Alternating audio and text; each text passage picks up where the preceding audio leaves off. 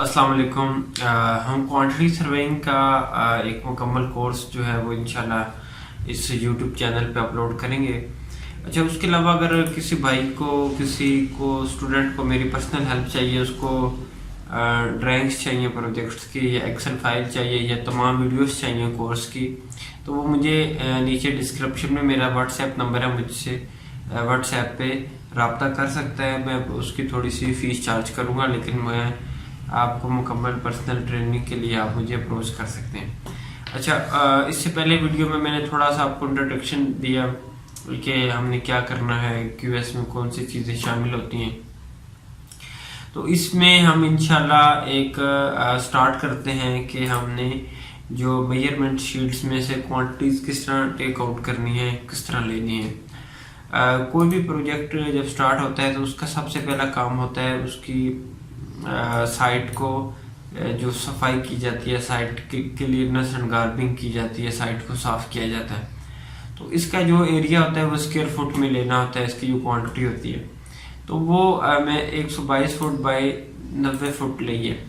ये मैंने किस तरह लिया ड्राइंग के अंदर से। इसके लिए आपको साइट लेआउट प्लान देखना पड़ता है कि प्लॉट आपका कितना है। अब मेरा ये प्लॉट था, अब मैंने ये ड्राइंग को दूसरी फाइल में लेके आया हूँ, तो इसका जो डिमेंशन स्केल है वो आउट हो गया, वरना ये 122 फुट है।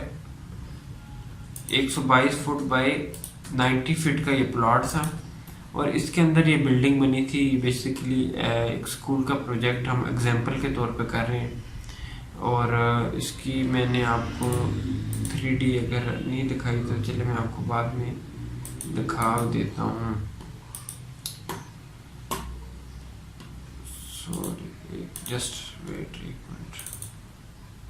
अच्छा हाँ, ये हम इस बिल्डिंग को कवर कर रहे हैं, इसी की मेरे पास ड्राइंग्स हैं, इसी की हमने क्वांटिटीज जो हैं वो टेक आउट करनी है।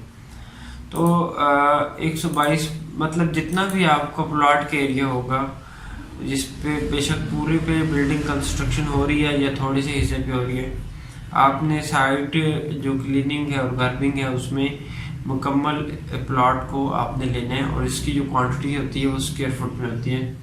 तो ये इसकी क्वांटिटी निकल आएगी, ठीक है। तो अभी क्योंकि हम मेजरमेंट शीट बना रहे हैं, चीज़ों की जो क्वांटिटीज़ हैं वो हम फाइंड आउट कर रहे हैं, तो ये बाकी आगे चल के हम इसका BOQ, इसका बार बेंडिंग शेड्यूल, वो सारी चीज़ें हम आगे चल के इंशाल्लाह इसमें कवर करेंगे, ठीक है।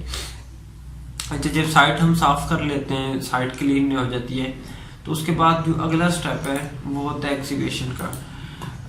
कोई भी अगर आपके पास, मेरे पास तो ये फॉर्मेट बना हुआ है, लेकिन अगर आपके पास कोई ऐसा फॉर्मेट नहीं है तो आपको एक्सेल में खुद बनाना पड़ जाता है। तो आप कम से कम एक्सेल चलाना आता हो, ताकि आप ये चीज़ें जो हैं, और उस एक्सेल चलाना आता हो, आप ये फॉर्मेट खुद भी बना सकें, और उसके अलावा आपको जो कंस्ट्रक्शन स्टेप्स हैं वो पता हो कि एक्सीवेशन के बाद क्या मरहला होता है, और PCC कब की जाती है, PCC के बाद RCC हमने करनी है, फिर ब्रिक वर्क करना है। जो भी कंस्ट्रक्शन स्टेप है ड्राइंग को देख के उसकी समझ आनी चाहिए। अच्छा, जो अब एक्सीवेशन जो हम फाइंड आउट करनी है वो हमने करनी है ग्रिड सिस्टम से। ग्रिड सिस्टम होता क्या है?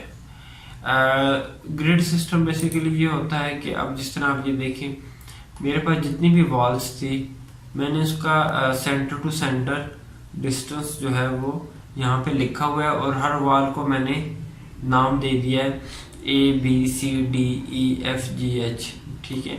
और यहाँ से हमने 1 2 3 4 मतलब जितनी भी मेरे पास वर्टिकल वॉल्स थी, मैंने उसके नाम दे दिया उनको, उनके सेंटर लाइंस। ये सेंटर में से मैंने एक तो सेंटर टू सेंटर मैंने डिस्टेंस भी लिख दिया, और उनका सेंटर से हमने एक नाम दे दिया। ये वॉल A है, ये वॉल B है, ये वॉल C है, ये D है, ये E है। इस तरह जितनी भी वॉल्स थी, ये हमने इसको एक हमने ग्रिड बना दी है, ठीक है। इसी तरह जो हॉरिजॉन्टल वॉल थी, हमने उसको 1 2 3 के नाम से हमने उनको नेम दे दिया। ये हमने क्यों दिया? ये इसलिए दिया कि हमें पता हो कि हम किसी भी वॉल पे की जो क्वांटिटी ले रहे हैं वो हम किस चीज़ की ले रहे हैं, तो उसके लिए हमें इस वो तो रेफरेंस हम यूज़ करेंगे इस ग्रिड सिस्टम को। ठीक हो गया, ताकि हमें पता चल सके कि हम कौन सी वॉल की ले रहे हैं। अभी अगर ये फॉर एग्जांपल ये वॉल है, तो ये पता है कि हमें ये डी वॉल है। ठीक है, ये तो हो गया ग्रिड सिस्टम। अब फाउंडेशन, जब हमने कोई भी एक्सीवेशन फाइंड आउट करनी होती है, तो उसके लिए हमें उसका जो फाउंडेशन लेआउट प्लान है, जिस तरह मेरे पास ये उसकी फाउंडेशन का लेआउट प्लान है, ये होना ज़रूरी है।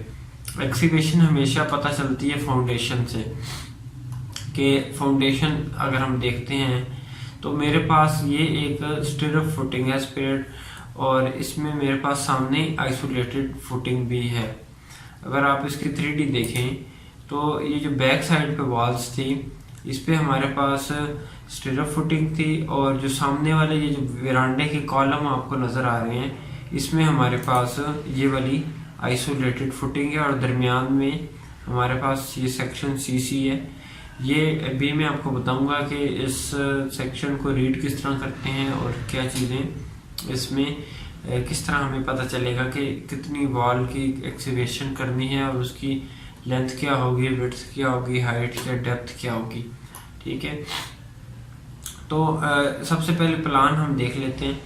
ये हाउस, उसका जो बिल्डिंग का प्लान है, ये मेरे पास एक रूम है प्रिंसिपल का, जिसके अंदर टॉयलेट है, ये एक क्लास रूम है, ये दूसरा क्लास रूम है, ये स्टेयर हॉल है, ये फिर क्लास रूम है, और फिर ये टॉयलेट्स बने हुए हैं, जो मेरे पास 3 टॉयलेट्स हैं, ये उसका पैसेज है। ठीक है, तो ये सबसे पहले हम इसके फाउंडेशन पे जाते हैं। आप ये देखें कि इधर लिखा हुआ है WF2, ये सारा WF2 ये एक रेफरेंस दिया हुआ है कि आपकी ये जो वाली वॉल है ना, बैक साइड वाली, ये कंप्लीट वॉल WF2 है। अब यहाँ पे 2 एरो बने हुए हैं इस तरफ भी, इसका मतलब है ये वाली वॉल जो है, ये वाली भी, ये भी WF2 है और ये भी WF2 है।